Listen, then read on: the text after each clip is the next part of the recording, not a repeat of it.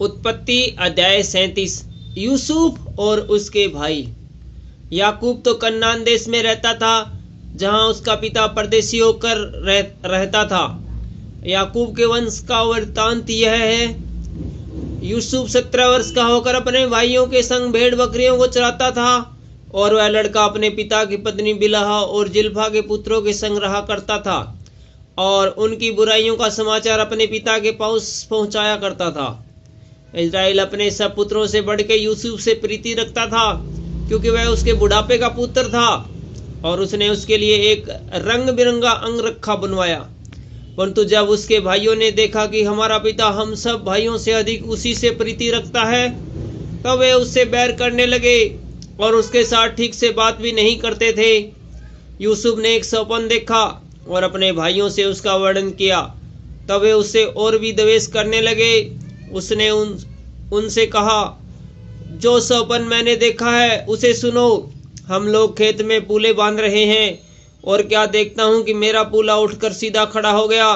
तब तुम्हारे पूलों ने मेरे पूले को चारों ओर से घेर लिया और उसे दंडवत किया। तब उसके भाइयों ने उससे कहा, क्या सचमुच तू हमारे ऊपर राज्य करेगा, या क्या सचमुच तू हम पर प्रभुता करेगा? इसलिए वे उसके सपनों और उसकी बातों के कारण उससे और भी अधिक बैर करने लगे। फिर उसने एक और सपन देखा और अपने भाइयों से उसका भी यो वर्णन किया।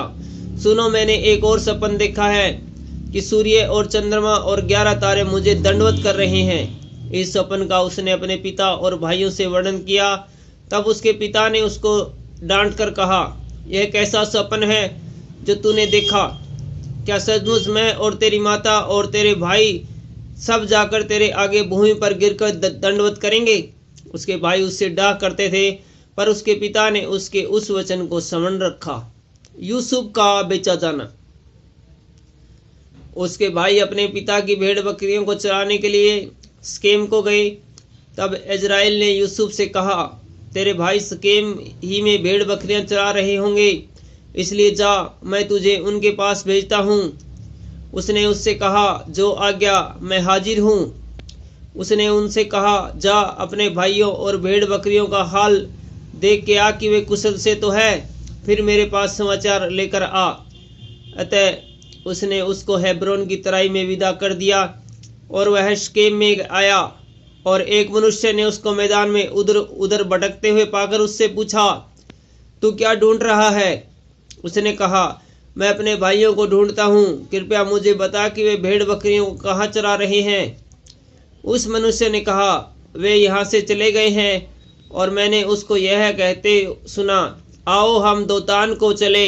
इसलिए यूसुफ अपने भाइयों के पीछे चला और उन्हें दातान में पाया।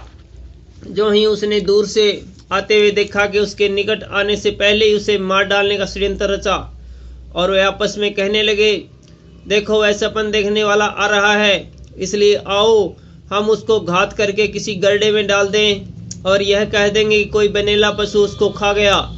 फिर हम देखेंगे कि उसके सपनों का क्या फल होगा। यह सुन के रूबेन ने उसको उनके हाथ से बचाने के विचार से कहा,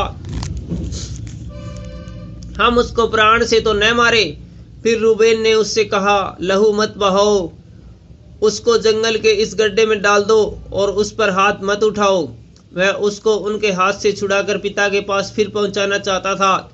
इसलिए ऐसा हुआ कि जब यूसुफ अपने भाइयों के पास पहुंचा, तब उन्होंने उसका रंग बिरंगा अंगरखा जिसे वह पहने हुए था उतार लिया और यूसुफ को उठाकर गड्ढे में डाल दिया। वह गड्ढा सूखा था और उसमें कुछ जल न था। तब वे रोटी खाने बैठ गए, और आंखें उठाकर क्या देखा कि इजराइलियों का एक दल ऊंटों पर सुगंध द्रव्य, बलशान और गंधरस लादे हुए गिलाद से मिस्र को चला जा रहा है। तब यहूदा ने अपने भाइयों से कहा, अपने भाई को घात करने और उसका खून छिपाने से क्या लाभ होगा? आओ हम उसे इजराइलियों के हाथ बेच डालें, और अपना हाथ उस पर न उठाए, क्योंकि वह हमारा भाई और हमारी ही हड्डी और मांस है। और उसके भाइयों ने उसकी बात मान ली।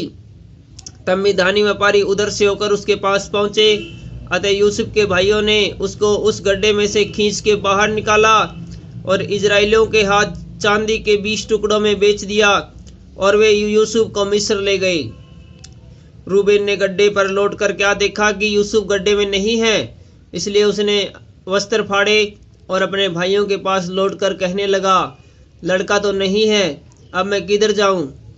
तब उन्होंने यूसुफ का अंगरखा लिया और एक बकरे को मार के उसके लहू में उसे डुबो दिया और उन्होंने उस रंग बिरंगे अंगरखे को अपने पिता के पास भेजकर कहला दिया, यह हमको मिला है, अतः देखकर पहचान ले कि यह तेरे पुत्र का अंगरखा है कि नहीं।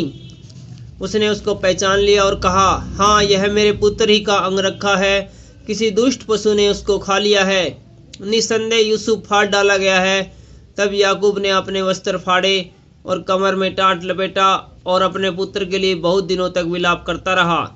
उसके सब बेटे बेटियों ने उसको शांति देने का प्रयत्न किया, पर उसको शांति न मिली और यही कहता रहा, मैं तो विलाप करता हुआ अपने पुत्र के पास अधोलोक में उतर जाऊंगा।